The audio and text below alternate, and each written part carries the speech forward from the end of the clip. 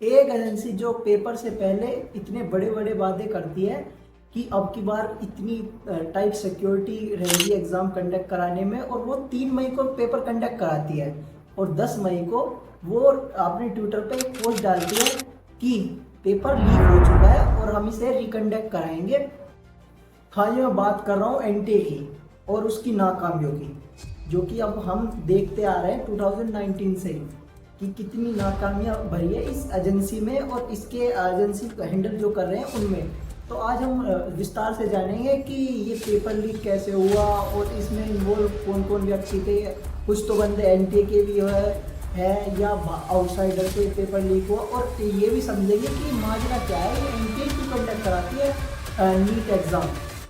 1988 से 2012 तक जो ये मेडिकल एग्ज़ाम होता था ये अलग तरीके से होता था। जैसे कि एक पर्टिकुलर इंस्टीट्यूशन के लिए एक पर्टिकुलर एग्ज़ाम होता था। इससे होता ये था कि जो एक बच्चा है वो एक ही मेडिकल कॉलेज के लिए अप्लाई करता था और उसमें वो मतलब परफॉर्म करता है तो उसमें उस कॉलेज में मिल सकता था एडमिशन। पर इसमें प्रॉब्लम ये थी कि जैसे कि वो दूसरे मेडिकल कॉलेज के लिए फिर अप्लाई करता था, उसका अलग एंट्रेंस एग्जाम होता था और उसका सिलेबस भी अलग होता था। इसी का सॉल्यूशन लाने के लिए हमारी सरकार ने एक सोच डाली कि एक क्यों ना एक कॉमन एंट्रेंस एग्जाम कंडक्ट कराया जाए मेडिकल फील्ड के लिए, जिसे हम अब आज के समय पे कहते हैं नीट। नीट जो इंट्रोड्यूस होता वो 2013 में हुआ था। इसे हम पहले बोलते थे all India pre medical entrance exam, जिसे कंडक्ट कराती थी सीबीएसई। और इसमें एक प्रॉब्लम थी कि जब सीबीएसई जो कंडक्ट कराती थी एग्जाम, वो अपने सिलेबस के अकॉर्डिंग कराती थी। और इसमें प्रॉब्लम ये थी जो बच्चे प्रिपेयर करते थे स्टेट बोर्ड से पढ़े हुए थे, उनके लिए सिलेबस डिफरेंट होता था, जिससे कि वो अच्छा परफॉर्म नहीं करते थे। पर फिर इसमें एक क्लैश था स्टेट गवर्नमेंट और सेंट्रल गवर्नमेंट का कि ये बच्चे अच्छे स्टेट गवर्नमेंट से जो पढ़ रहे हैं वो अच्छे परफॉर्म नहीं कर पा रहे इस मेडिकल एंट्रेंस एग्जाम में।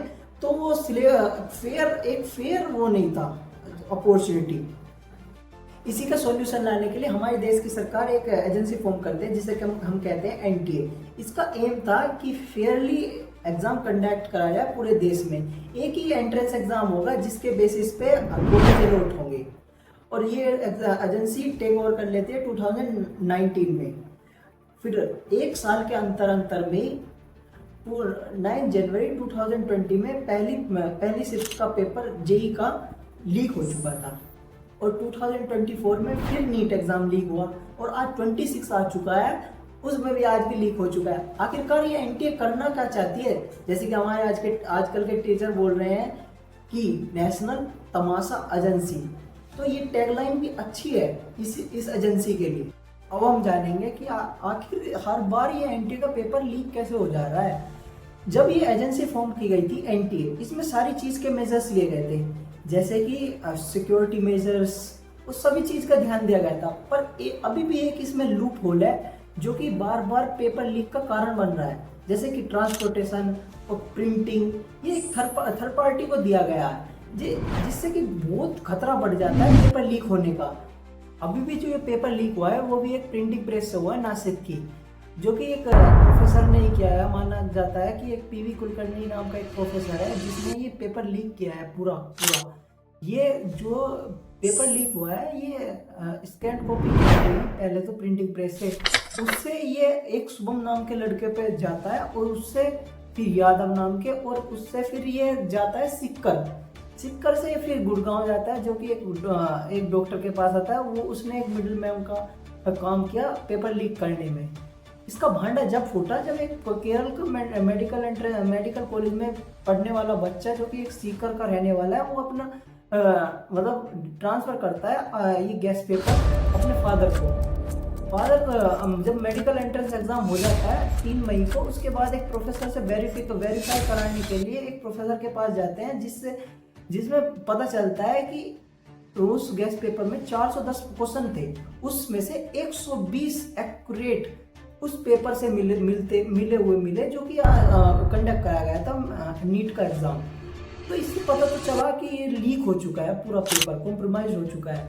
तो फिर इससे सॉल्यूशन में जो प्रोफेसर जिसने वेरीफाई किया था वो एक पास के स्टेशन पे रिपोर्ट दर्ज कराने जाता है कि पेपर लीक हो चुका है अब कंप्लेन लिख लो। और वहाँ के भी जो वो है पुलिसकर्मी, उन्होंने एक कंप्लेन लिखने से क्या गए, पर ये बोल दिया कि हवा मत बचाओ, ये गलत फैला रहे न्यूज़। तो ये जो प्रोफेसर है ये फिर जाता है और एनटीए को एक ऑफिशियली ईमेल करता है, और जिससे कि एनटीए ये पेपर मतलब ये ईमेल रेफर करती है, फिर अपना वेरीफाई करती है, जिससे कि 8 मई को ये सारी चीज़ वेरीफाई करने के बाद एनटीए सीबीआई को ये केस हैंड ओवर कर देती है। फिर 10 मई को ये बताया जाता है कि पेपर लीक हो चुका है, तो हम इसे दोबारा कंडक्ट कराएंगे। सीबीआई की रिपोर्ट के अनुसार ये जो पेपर लीक हुआ है गैस पेपर की तरह, ये माना जाता है कि एक महीने से ही सर्कुलेट कर रहा था टेलीग्राम ग्रुप में, व्हाट्सएप ग्रुप में। और तो ये अब फॉल्ट कहाँ पे है? हम जानते हैं कि एक सिक्योर एग्जाम है और पूरा एक एंट्रेंस एग्जाम है जो कि मेडिकल फ्यूचर डिसाइड करता है, तो ये सिक्योरिटी मेजर्स क्यों नहीं लिए जा रहे तो सरकार की तरफ से और एनटीए की तरफ से, जिसका एम ही है कि एक प्रोटेक्टिव वे से एग्जाम कंडक्ट कराना। सीबीआई की रिपोर्ट के अनुसार तो ये पेपर जो लीक हुआ है उसे एक्सेस करने के लिए बच्चों ने तो 3-3 लाख 4-4 लाख रुपए भी दिए हैं इस पेपर को एक्सेस करने के लिए। और जी एक बच्चे ने तो 28 लाख तक का अमाउंट पे किया है इस एग्जाम को एक्सेस करने के लिए, गेस्ट पेपर को। तो अब हम सब चीज़ समझ चुके हैं, पर हमारा सिस्टम पता नहीं कैसा है कि ये डिसाइड ही नहीं कर पा रहा कि एक प्रॉपर वे से कंडक्ट कैसे कराया जाता है एग्जाम। तो अब ये एनटी ने, हमारे एजुकेशन मिनिस्टर ने एक और चीज़ इंट्रोड्यूस कर दिया है इसमें भी, सीबीटी, जो कि एक कंप्यूटर वाइज टेस्ट होगा अभी। पर अभी जब ये मेजर्स ले रहे हैं तो ये पहले भी होता था, जेई में भी सीबीटी तो होता ही है जेई में, पर जनवरी में पेपर लीक हुआ था 2020 में। तो अभी भी हमें श्योरिटी नहीं है कि पेपर लीक होगा फ्यूचर में या सिक्योर रहेगा। तो ये हमें डिसाइड करना है कि सरकार से क्या करवाना है। एंड में एक कॉमन पीपल का सवाल तो यही होता है कि अब ये सिस्टम कैसे बदला जाए। तो ये एक हम पड़ोसी मुल्क से भी उदाहरण ले सकते हैं, चाइना से। चाइना एक पेपर कंडक्ट कराता है गाउटाक, जो कि चाइना में एक बार ही होता है पूरी साल में, और 2 करोड़ बच्चे मतलब उसमें बैठते हैं। जब ये पेपर होता है उसे बनाने वाले प्रोफेसर 3-3 महीने के लिए एक अलोन जगह पर रखे जाते हैं, मतलब उनका रहना खाना पीना उसी उसमें रहेगा, विदाउट नेटवर्क विदाउट कॉन्टैक्ट, और उन प्रोफेसर को भी रिवील नहीं करते कि कौन पेपर बना रहा है। और जब ये पेपर प्रिंट होता है वो एक जेल में होता है, जिससे कि पूरी सिक्योरिटी ली जा सके। और जब ये ट्रांसपोर्ट होता है तो ये पूरे कॉन्वॉय मतलब हर सिटी के सेंटर में रखा जाता है, और सील मतलब इतनी टाइट सिक्योरिटी से जो वो होता है, मतलब सारे चीज़ के मेजर्स लिए जाते हैं चाइना के द्वारा कि पेपर इतना से 1% भी लीक ना हो सके। और हमारी सरकार क्या करती है कि प्रिंटिंग प्रेस को दूसरी प्रिंटिंग प्रेस को दे दिया, सब प्रॉफिट के पीछे भाग रहे हैं।